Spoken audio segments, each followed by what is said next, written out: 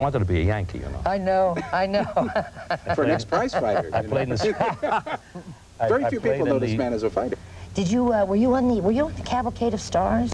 Yes, I was on the Cavalcade of Stars for many years. I think I was on the first or second week of it. And after Gleason's jokes and the jugglers, there were a couple, there was a little spot there for a singer occasionally. And then Ernie Kovacs. Are any of those kidneys left? I don't know, but one quite epic appearance on Channel 5 has been found.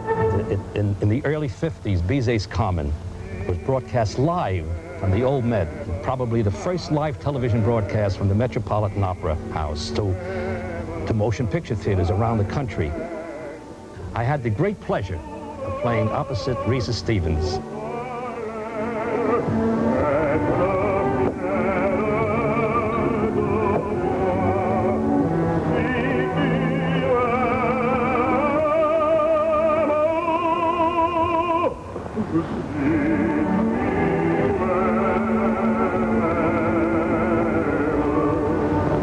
In the early days, even the detective shows had live music. Usually a piano or an organ to sound ominous, like this. And up until the 70s, nearly all the information and interview shows had live music. For a couple of years, I was the theme composer and resident piano player around Channel 5, but I can remember another musician who was resident 2 decades earlier, and the phenomenon of lip-syncing to records. Hi, I'm Tony Mottola, and I could make my guitar sound pretty ominous, too. And I did for The Stranger. That was an early mystery drama. But you know, the most fun I had on Channel 5, even though you couldn't hear much of my guitar, was with the most elaborate of the lip-sync programs, Melody Street. And I know about that one firsthand.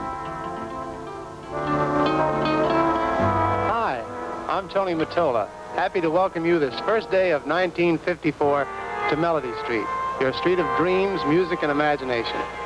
This week, everybody's reviewing the highlights of the past year. Magazines, newspapers, TV shows, and we thought you might like to take a stroll back along Melody Street and stop at some of the musical corners we visited in 1953. Now, I'm not going to do much talking tonight because we want to recap as many as we can. Do you remember this one? When we went off at a gallop pace on Columbia's Deadwood stage with Doris Day. It was a joy to do that show because the people were so great. You could not tell that they were lip-syncing, really. They were just marvelous. A beautiful sky, a wonderful day. Whip, crack away, whip, crack away, whip, crack away. In what was obviously a copy of the Ted Mack Amateur Hour, then only on radio, WABD aired Doorway to Fame, which more than 20,000 acts tried out for in the first year.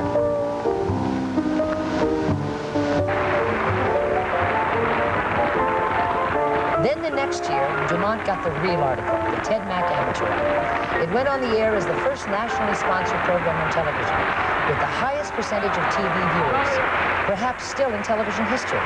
Half of all the viewers watched the Amateur Hour, although seeing it now makes you wonder why it was so incredibly popular. To me, like New England has some wonderful acrobats. I think the little youngsters who were on last week were from New England, too. Well, now we have a 41-year-old machine tool inspector from Worcester, Massachusetts.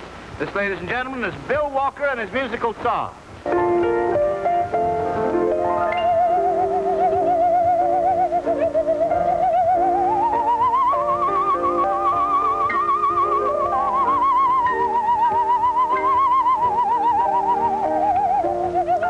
It was in 1955 that the Dumont network ended, and Channel 5 became an independent station.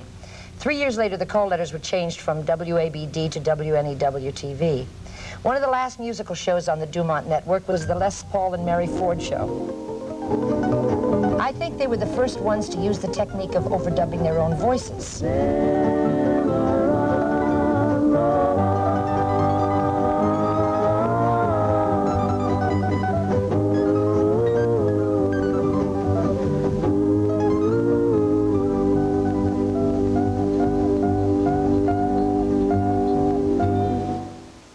The more modern era of Channel 5 has seen some particularly fine music, both contemporary and classical. Through the 60s and 70s, there were a number of musical specials and guest shots by fine musicians.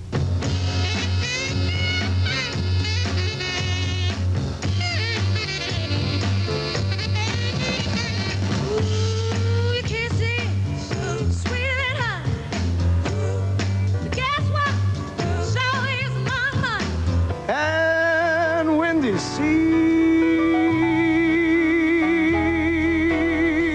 when I come home to you, San Francisco. No, no, they can't take that away from me. No, they can't take that away from me. You hear me? About school now, before you got down. But you ain't him. You're the biggest fool in town. Oh, get it together. Get it together. Get it together. Get it together.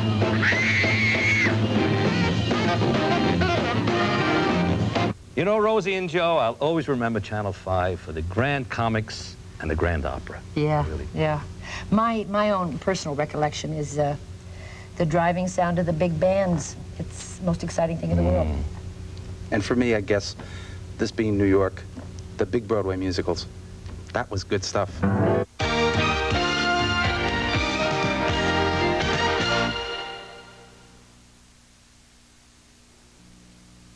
Nothing makes life in New York more livable than New York Telephone. You know I can't live without you. I can't smile without you. I can't laugh and I can't sing. I'm finding it hard to do anything. You know, whenever you pick up a phone and hear the dial tone, that's us at work. Because New York Telephone is always working, the same way we have been for nearly a century. Serving business with the latest technology and serving all New York Telephone customers with the best possible service at the lowest possible rates. Now, what could make life in New York more livable than that? I'm finding it hard to do anything. I can't live without New York lives on New York Telephone. can't smile without Power. It can be the ultimate drug. Wealth. It can be something to play with. Fame. It can be an obsession. Beauty. It can be the only key to success. Meet the people of Wingfield. For them, all these things have one thing in common. Rituals. 8 p.m. Monday, starting September 10th on Channel 5. The 50s are always called the golden age of television. Have you ever thought why? Is it all some kind of hoax by the performers, directors, and producers who are now mature and would like to remember the formative days of television in a somewhat better light than they actually deserve? Well, maybe in part. There was some incredibly silly shows on the air then, and sophisticated production techniques were just beginning to evolve. But on the whole, I think it was a golden age. We were, all of us, learning and growing, and it was a terribly exciting time. Even the Cavalcade of Stars, basically a comedy show then hosted by Jerry Lester, had time for fine drama. The girl to be played by Miss Kim Stanley, and the boy, ladies and gentlemen, by Mr. John Garfield. Come on, Oliver. I'll walk you to your house. I'm in your hotel. Do you have the same room? You're a fresh kid. When you see him tonight, you're Mr. Moody. Tell him for me that the next world's champ is feeding in his stable.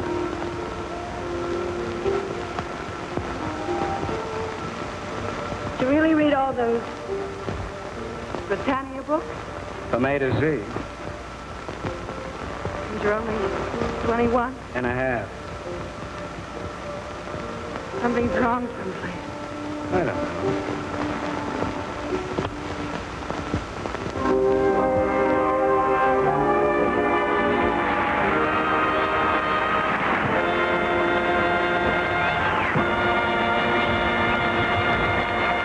It's very unusual for these early shows to still be around.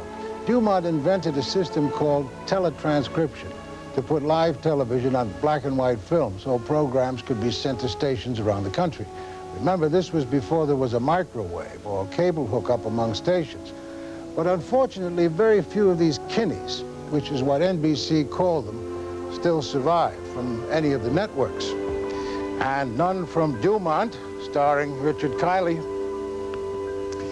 No, that's right. Only the memories remain, Carol. In my mind, and hopefully with some of the viewers of the dozens of shows I did on Dumont Network, my earliest recollection is kind of an amusing one. I was doing a thing called The Story of Stanley Ketchel, the famous boxer. And it was about 10 minutes to airtime. We'd done the rehearsal and done the dress rehearsal. And I was sitting in the dressing room, and the guy I was playing with, who was playing my trainer, who was an older actor, let fall the fact that he was getting $25 for the show. And I said, "What?" I said, "I'm only getting 15. And he said, "Well, gee, maybe I shouldn't have mentioned it." So I threw down my makeup and I ran out and ran into the booth where I found the director, and I said, "What the hell is this?" I said, "This guy's getting 25. He said, "Would you please go out? We're ready to go on air." I said, "I'm leaving." And I started to get my stuff, and he ran after me into the studio, and he said, "This is blackmail." I said, "Call it what you want. I'm desperate." So in front of witnesses, he said, "Okay, I'll pay you $25. One of the first of a long parade of fine actors on Channel 5 was the distinguished Charles Laughton. Hello. Mott's, for over 100 years, makers of fine apple products, and Sunsweet prune juice, present This is Charles Laughton. I'd like, if I may, to read you my favorite psalm. This is Psalm 139. O Lord, Thou hast searched me and known me. Thou knowest my down-sitting and mine uprising. Thou understandest my thought afar off. Thou compassest my path and my lying down, and art acquainted with all my ways. The majority of the dramatic material of the 50s on Dumont were melodramas and mysteries, most often detective mysteries.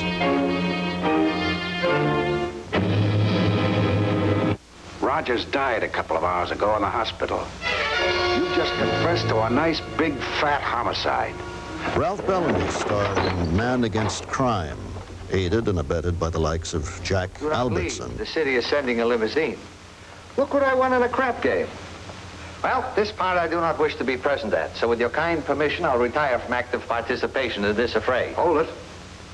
That money you won in the crap game last night, you know, was mine. Oh, sure, sure. I was going to return it to you. I just forgot.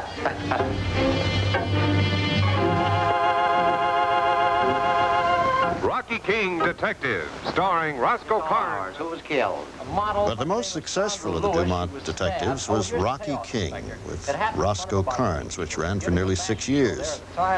Carnes was joined later in the series by Todd, his son, and they talked to each other in one of the first superimposed shots on live television, joined by a faithful assistant and an equally faithful wife, whom you heard in every show but never saw. I want to get as much done tonight as possible. I've got a very important engagement tomorrow afternoon. I'll see you there. Oh, what's the important engagement, dear? Junior's football game? Certainly is. You know, I'm not a slave. I'm entitled to some relaxation. Oh, certainly you are. Oh, dear, I wish they had their uniforms. I'm afraid he might get hurt. Oh, no, dear. He's playing with kids that's his same age. That's all right. Well, would you mind if he wore a suit of your long underwear? I could pad it in several spots. Well, no, that's all right. And you can turn it up the bottom. That'll give him double protection for his shins. Yeah, but don't weight him down too much. He won't be able to get out of his own way. You know, speed is the thing. Oh, that's Captain Murray outside there. Don't wait up for me. I'm sure to be late. Goodbye, dear. Sure, that's how it happened that I became Mabel. On that first script, when they wrote in the scene for the wife, and they said, "We can't show you," I'd already been on as two people.